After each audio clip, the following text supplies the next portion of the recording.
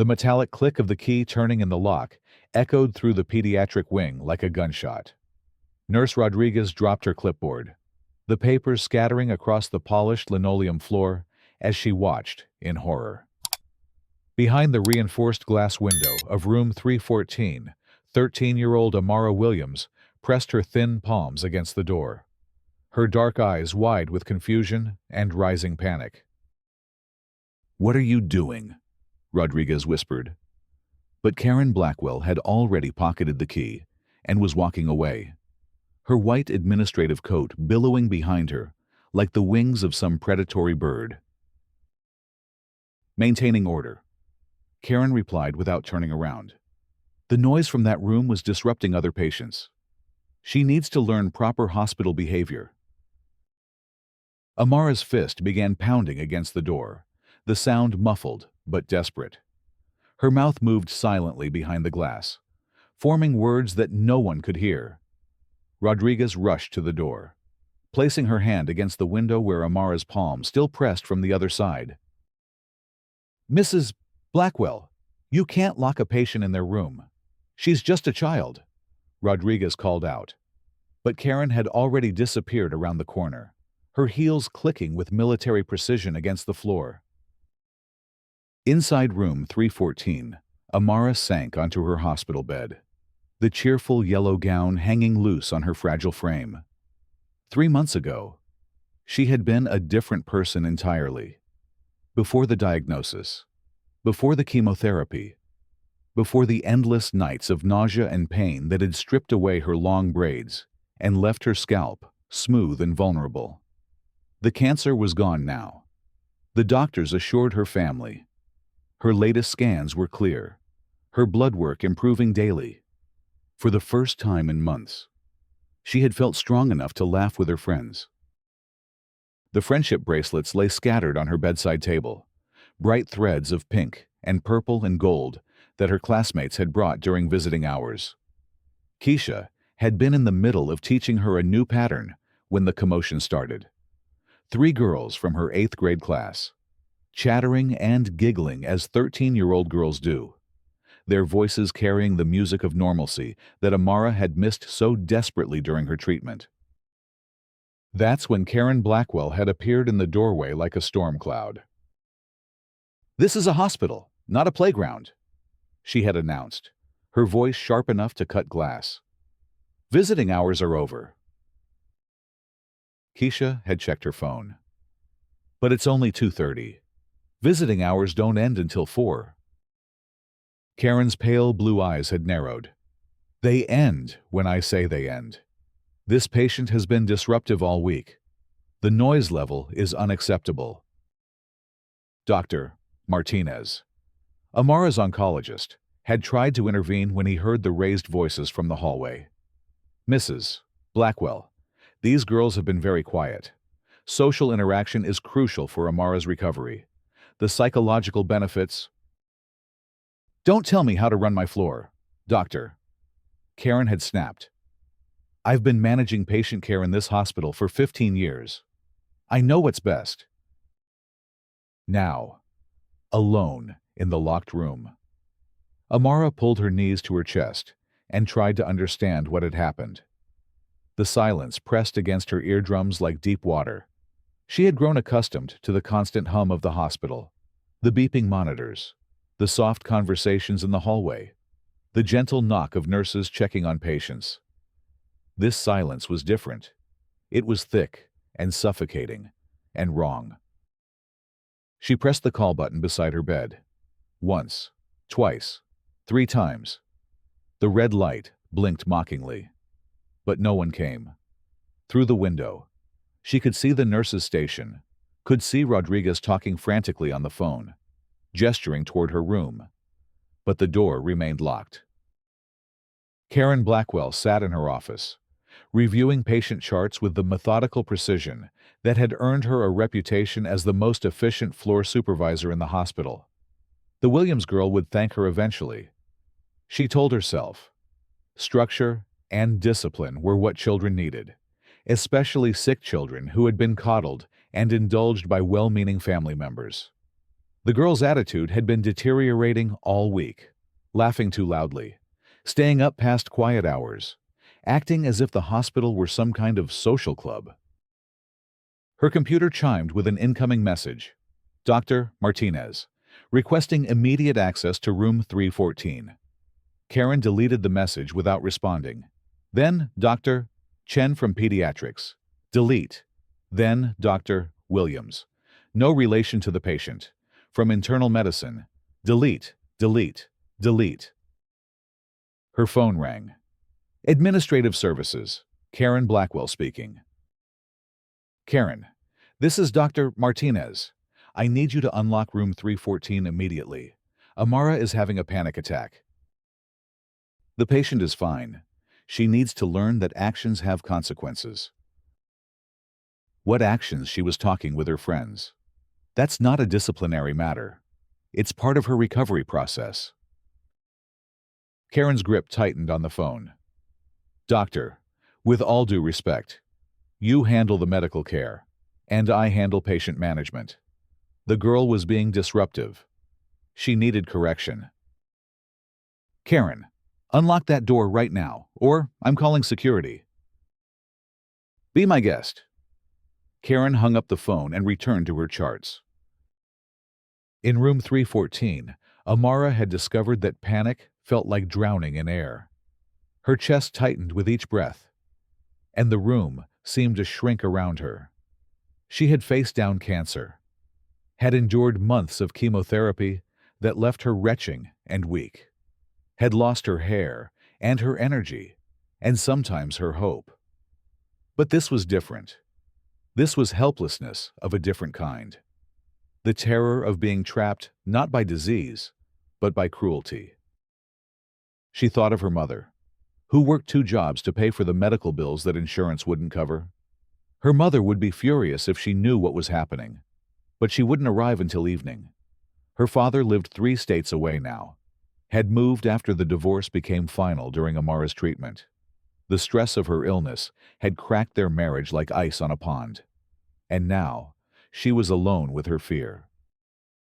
Through the window, she watched Rodriguez arguing with someone on the phone, saw other nurses gathering around the station, their faces grim.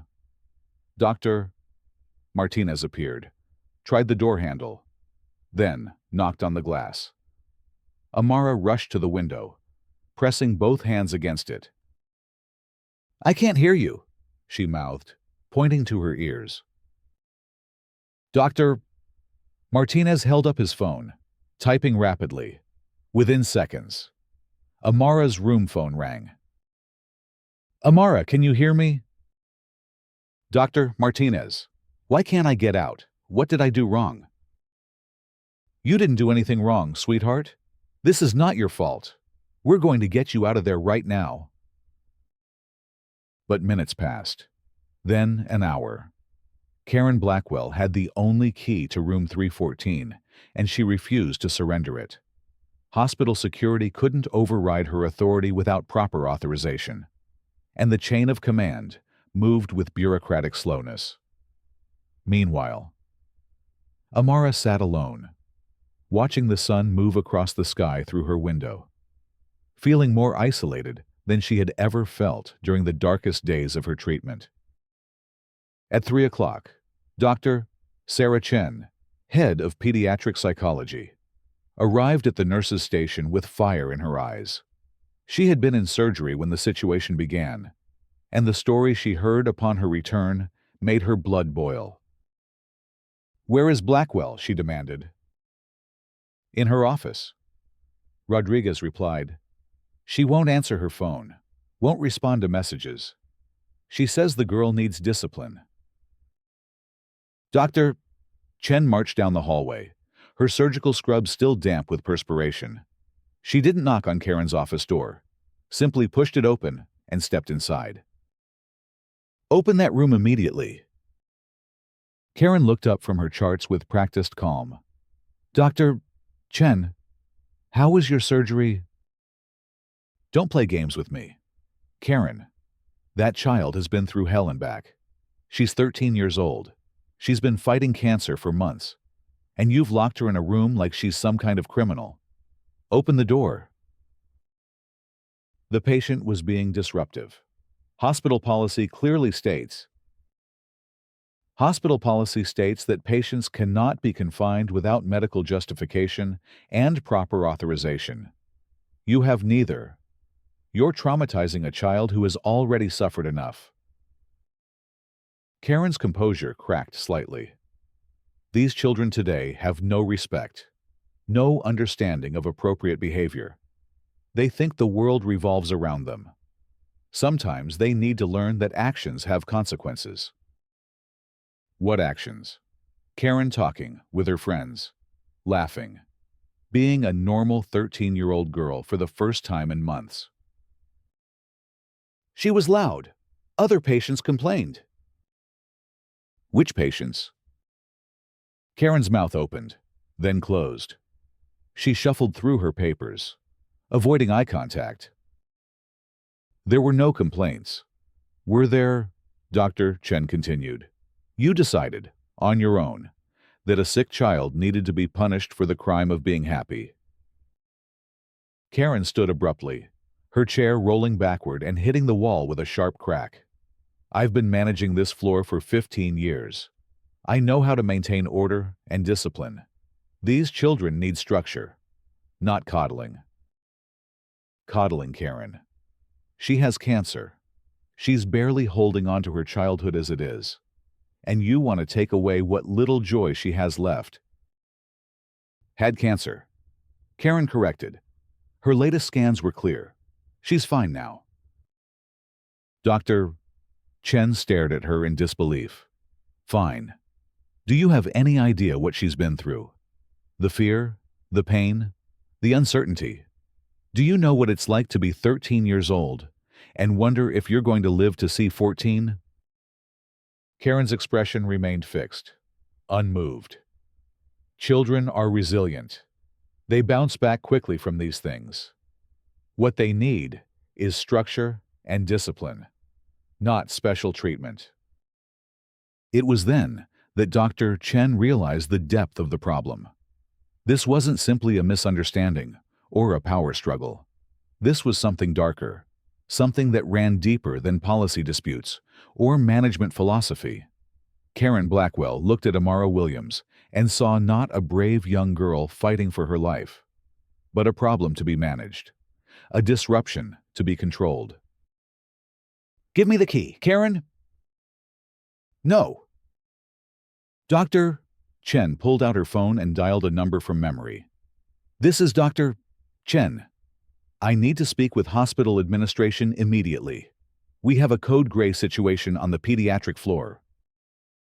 Code gray meant security threat, potential violence, all hands emergency. Within minutes, the hallway filled with people. Security guards, administrators, department heads, nurses from other floors who had heard the commotion. Karen emerged from her office to find herself surrounded, the center of a storm she had not anticipated. What's the meaning of this? She demanded. But her voice lacked its usual authority. Hospital Administrator Patricia Wells stepped forward, her expression grave. Mrs. Blackwell, I understand you've confined a pediatric patient without authorization.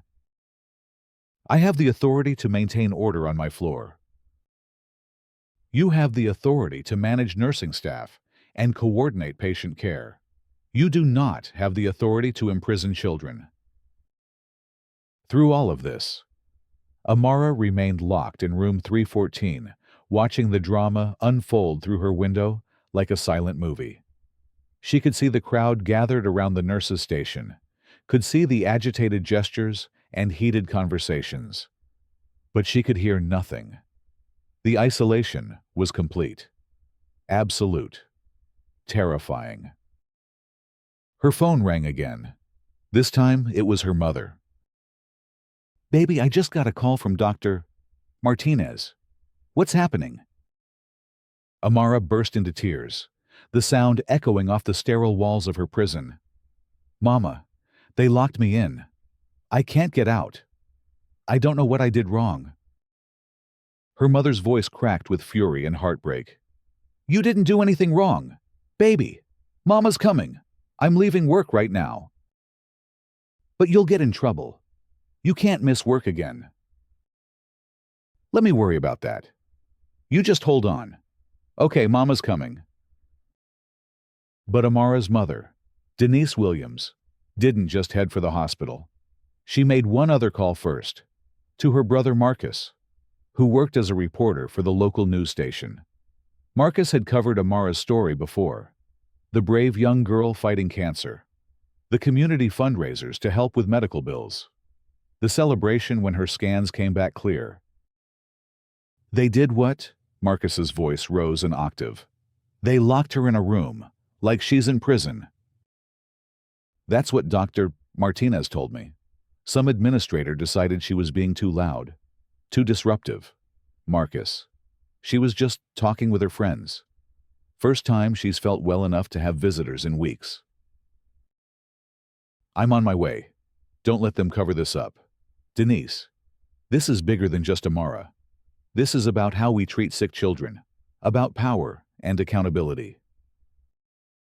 By 4 o'clock, the situation at Metropolitan General Hospital had exploded beyond the pediatric floor. Word spread through the hospital grapevine with viral speed, and soon every department knew about the cancer survivor locked in room 314. Nurses who had cared for Amara during her treatment gathered in small groups, their faces tight with anger. Doctors who had fought to save her life demanded answers from administration. Dr. Rodriguez, the chief of oncology, arrived from his clinic downtown, his usually calm demeanor replaced by barely controlled rage. He had delivered Amara's diagnosis, had held her mother's hand during the darkest moments of treatment, had celebrated with the family when the cancer went into remission. "Where is she?" he demanded as he strode into the pediatric wing. Dr. Martinez pointed toward room 314, where Amara's small figure could be seen through the window, curled up on her bed, phone pressed to her ear. 4 hours. Dr. Rodriguez said quietly. "She's been locked in there for 4 hours. We've tried everything. Blackwell won't budge. Administration is working on it, but—" "Working on it?" Dr. Rodriguez's voice carried down the hallway. "We don't work on unlocking doors when children are trapped inside. We break them down." He turned to the security guard standing nearby. "Open that door!" The guard shifted uncomfortably. "Sir, I need authorization from—" "I'm giving you authorization. That child is my patient. She's been through hell. And she's being psychologically tortured by someone with a power complex. Open the door, or I'll do it myself."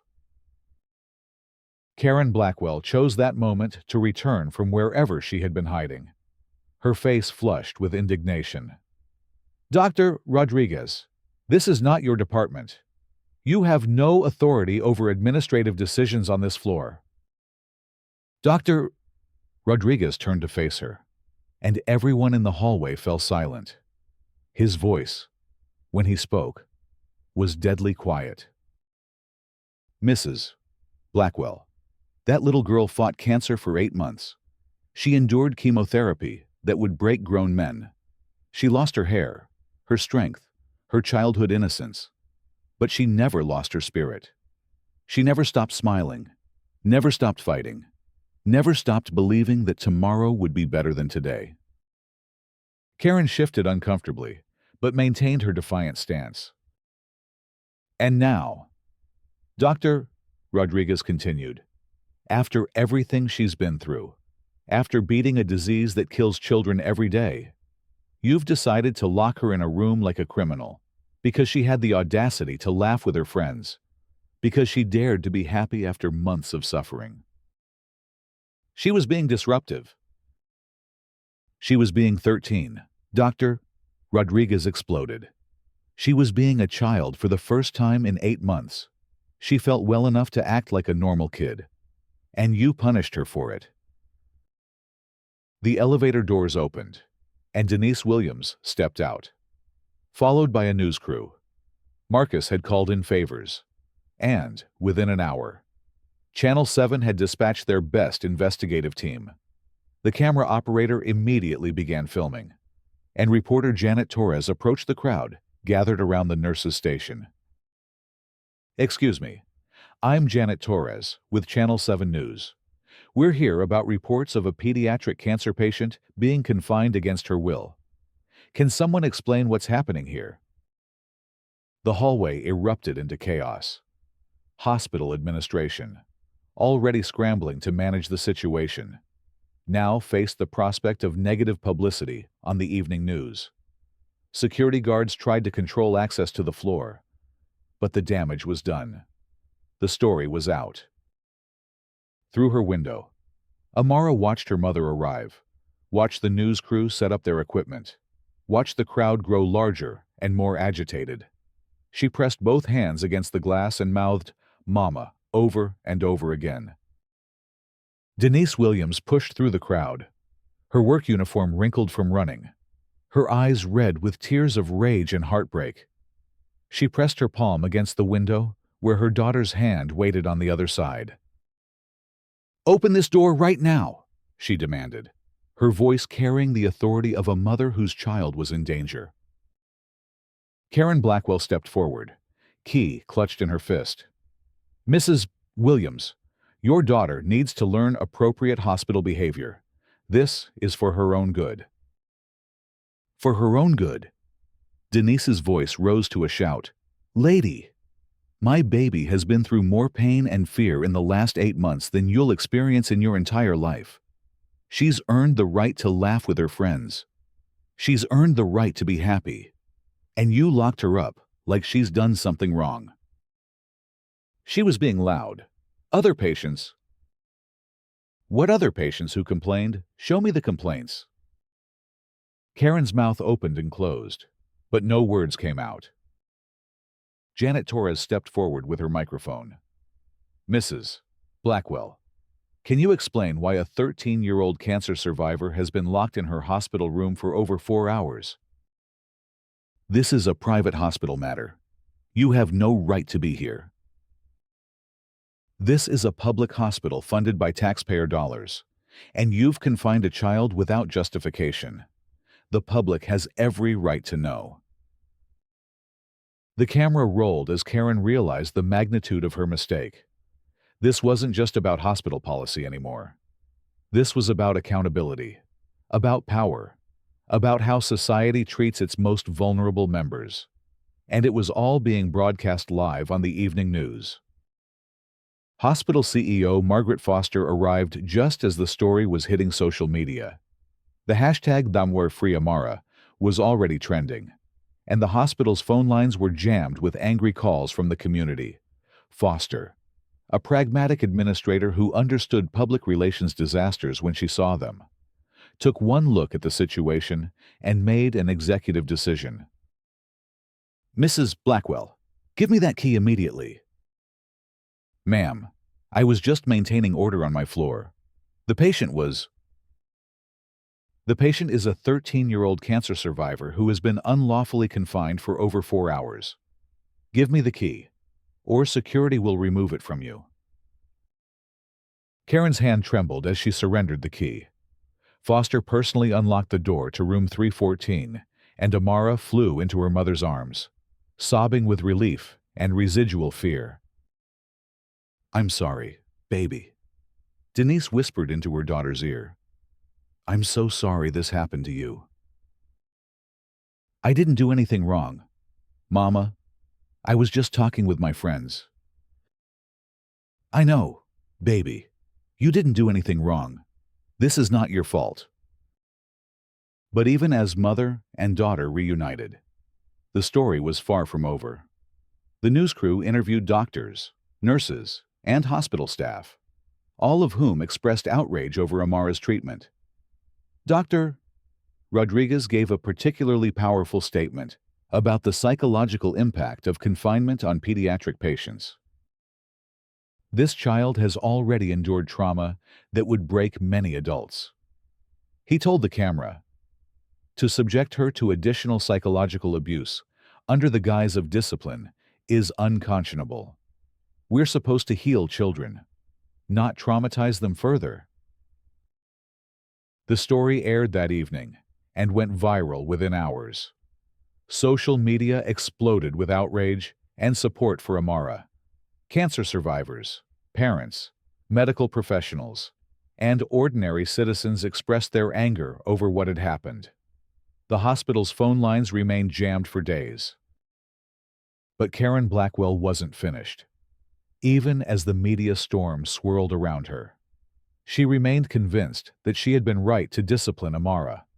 In her mind, the girl had been disruptive, and disruption required correction. The fact that the child was a cancer survivor was irrelevant. Rules were rules, and order had to be maintained.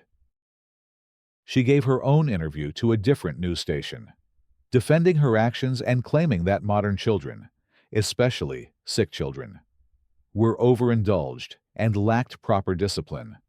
Her words only added fuel to the fire of public outrage. Children today don't understand consequences, she told the interviewer. They think being sick gives them special privileges. But it doesn't. They still need to follow rules and respect authority. The backlash was swift and merciless. Medical professionals across the country condemned her statements. Child psychologists explained the additional trauma inflicted on pediatric patients through such treatment. Cancer organizations issued statements supporting Amara and calling for Karen's immediate dismissal. The hospital board convened an emergency meeting that lasted well into the night. The facts were clear. Karen Blackwell had confined a pediatric patient without medical justification, without proper authorization, and without consideration for the child's psychological well-being. She had ignored requests from medical staff, defied direct orders from doctors, and created a public relations nightmare for the institution. But the board's decision went beyond simple employment termination. The legal implications were severe: unlawful confinement of a minor, child endangerment, psychological abuse. The charges were serious and potentially criminal. Karen was escorted from the hospital the next morning. Her 15-year career ended in disgrace. But the story continued to grow, taking on a life of its own as it spread across national media. Amara's ordeal became a symbol of institutional abuse, of what happens when authority figures lose sight of their humanity. Legal experts weighed in on television talk shows, explaining how Karen's actions constituted multiple felonies. Child advocacy groups used Amara's story to highlight the need for stronger protections for pediatric patients. Medical ethicists discussed the importance of patient-centered care and the dangers of authoritarian hospital management. The Williams family, meanwhile, struggled to process what had happened. Amara experienced nightmares and anxiety attacks, requiring additional psychological counseling to overcome the trauma of her confinement. The cancer was gone, but new wounds had been opened, new fears created. "I keep thinking about being trapped in that room," Amara told Dr. Chen during one of their sessions. "Even when I'm at home, sometimes I feel like I can't breathe, like the walls are closing in." "That's a normal response to what you experienced," Dr. Chen explained. "You survived cancer, which is an incredible accomplishment. But surviving trauma is a different kind of battle, and it takes time to heal." The legal proceedings began within weeks. Karen Blackwell was charged with unlawful confinement, child endangerment, and psychological abuse. The district attorney, facing intense public pressure, promised to prosecute the case to the full extent of the law. The Williams family also filed a civil lawsuit against both Karen personally and the hospital, seeking damages for psychological trauma and demanding systemic changes to prevent similar incidents in the future. During the depositions, shocking details emerged about Karen's history of problematic behavior. Other families came forward with stories of harsh treatment, arbitrary punishment, and abuse of authority. Nurses testified about complaints they had filed over the years, complaints that had been ignored or dismissed by hospital administration. Dr. Martinez testified about the medical impact of psychological trauma on pediatric cancer patients. These children are already fighting for their lives.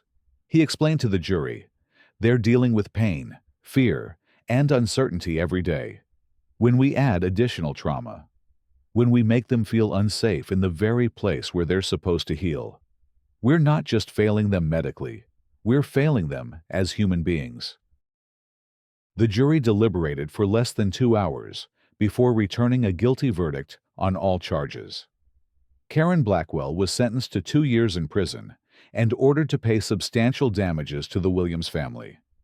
The hospital was found liable for negligent supervision and ordered to implement comprehensive reforms to their patient care policies. But the most significant change came from an unexpected source. Amara herself, despite her trauma, became an advocate for pediatric patient rights, working with child advocacy organizations and medical professionals. She helped draft new guidelines for patient treatment that were eventually adopted by hospitals across the country. The Amara Protocol, as it came to be known, established strict protections for pediatric patients, including safeguards against unlawful confinement, mandatory training for all hospital staff on child psychology and trauma-informed care, and independent oversight of patient treatment decisions. Metropolitan General Hospital underwent a complete transformation in the aftermath of the scandal. New leadership, new policies, and a renewed commitment to patient-centered care replaced the authoritarian management style that had enabled Karen's abuse. The hospital established a patient advocacy program, created comfortable spaces for family visits, and implemented regular training on compassionate care. Most significantly, the hospital dedicated an entire wing to pediatric cancer care, naming it the Williams Family Center in honor of Amara's courage and advocacy.